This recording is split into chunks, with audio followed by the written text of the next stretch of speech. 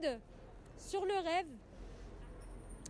Dans le matériel psychique des pensées du rêve, on rencontre normalement des souvenirs d'événements qui ont fait impression, remontant dans bien des cas à la première enfance, qui ont donc été saisis le plus souvent dans leur contenu visuel.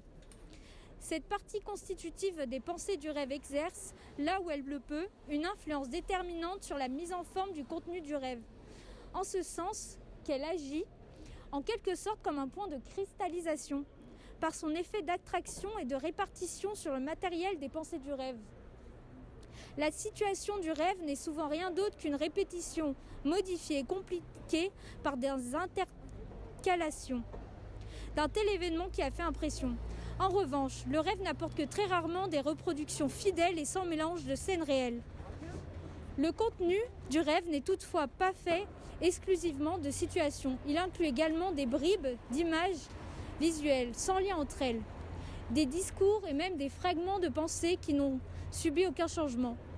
C'est pourquoi il peut être intéressant de passer en revue très succinctement les moyens de figuration qui sont à la disposition du travail du rêve pour reproduire les pensées du rêve dans le mode d'expression qui est particulier au rêve.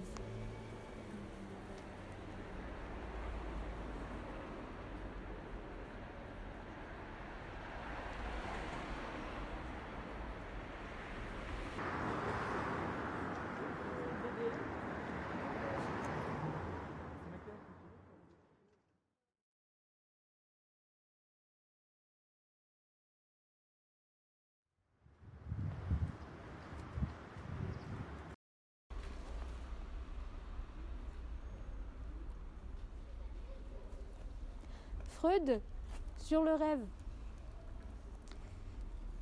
Nous diviserons les rêves en 3 classes, selon leur comportement à l'égard de l'accomplissement de désirs.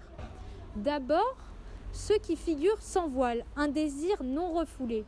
Ce sont les rêves du type infantile qui deviennent toujours plus rares chez l'adulte. Deuxièmement, ceux qui expriment sous une forme voilée un désir refoulé.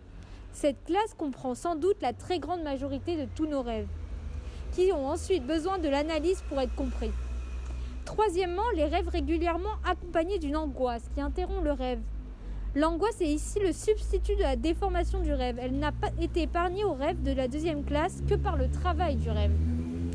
On peut prouver sans trop de difficulté que le contenu de représentation qui nous dispense à présent de l'angoisse dans le rêve a été jadis un désir, qui a depuis ce temps succombé au refoulement.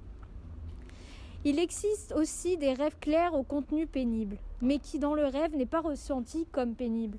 On ne peut les ranger parmi les rêves d'angoisse, mais ils ont toujours servi à prouver l'insignifiance et l'absence de valeur psychique des rêves. L'analyse d'un exemple de ce genre montrera qu'il s'agit ici d'accomplissements bien dissimulés de désirs refoulés, donc de rêves de la 2e classe. Elle montrera en même temps de quelle remarquable manière le travail de déplacement est apte à dissimuler le désir.